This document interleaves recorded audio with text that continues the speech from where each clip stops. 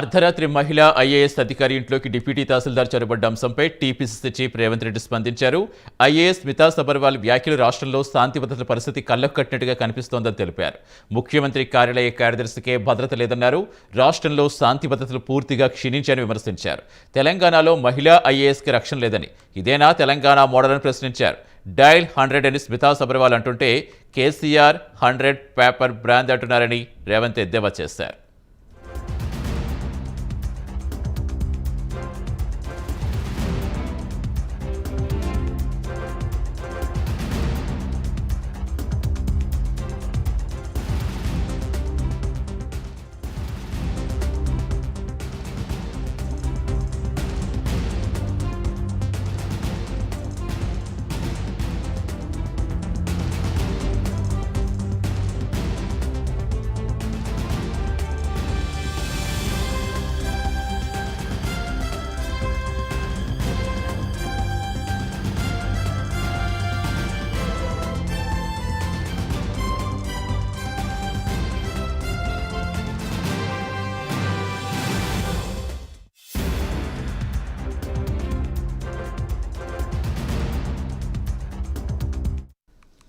అర్ధరాత్రి మహిళా ఐఏఎస్ అధికారి ఇంట్లోకి డిప్యూటీ తహసీల్దార్ చొరబడ్డ అంశంపై టీపీసీసీ చీఫ్ రేవంత్ రెడ్డి స్పందించారు. ఐఏఎస్ స్మితా సబర్వాల్ వ్యాఖ్యలు రాష్ట్రంలో శాంతి భద్రతల పరిస్థితి కళ్లకు కట్టినట్టుగా కనిపిస్తోందని తెలిపారు. ముఖ్యమంత్రి కార్యాలయ కార్యదర్శికే భద్రత లేదన్నారు. రాష్ట్రంలో శాంతి భద్రతలు పూర్తిగా క్షీణించారని విమర్శించారు. తెలంగాణలో మహిళా ఐఏఎస్కి రక్షణ లేదని, ఇదేనా తెలంగాణ మోడల్ అని ప్రశ్నించారు.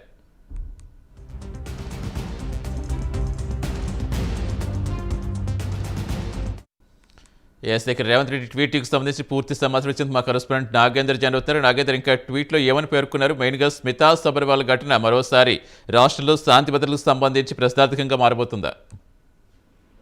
Thank you Satish. స్మితా సబర్వాల్ చేసినటువంటి ట్వీట్ తో ఒకసారిగా తెలంగాణ రాష్ట్రంలో మహిళలకు ఉన్నటువంటి భద్రత పైన మరొకసారి అపోహలు నెలకొన్నాయని చెప్పాలి. ముఖ్యంగా ఎందుకంటే ఇప్పటికే కాంగ్రెస్ పార్టీ రాష్ట్రంలో ఉన్నటువంటి మహిళలు కానీ, మరొకవైపు చిన్నారులకు సంబంధించినటువంటి అంశంలో భద్రత లేదంటూ కూడా ముందుంచి కూడా ఆరోపణలు చేస్తుంది.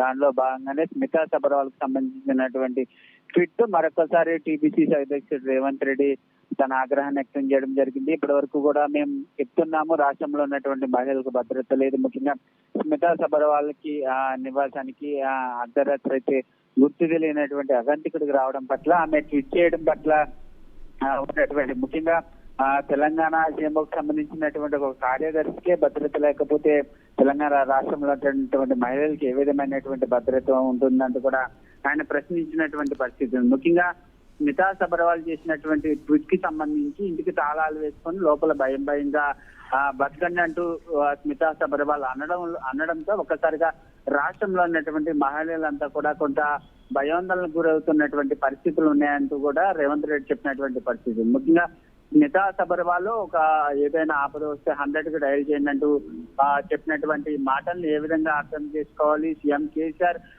సీఎంఓలో ఉన్నటువంటి ఒక కార్యదర్శికి ఏ విధమైనటువంటి భద్రత లేకపోతే ఈ మహిళలకు రాష్ట్రంలో ఉన్నటువంటి మహిళలకు ఏ విధమైనటువంటి భద్రత ఉందంటూ కూడా రేవంత్ రెడ్డి ప్రశ్నించినటువంటి పరిస్థితి అయితే కనిపిస్తుంది. మొత్తానికి తెలంగాణ రాష్ట్రంలో మాత్రం ఆడబిడ్డలకి రక్షణ లేదంటూ రేవంత్ రెడ్డి ట్విట్టర్ వేదికగా ప్రభుత్వాన్ని ప్రశ్నించినటువంటి పరిస్థితి అయితే ఉంటుంది. Thank you Nagender.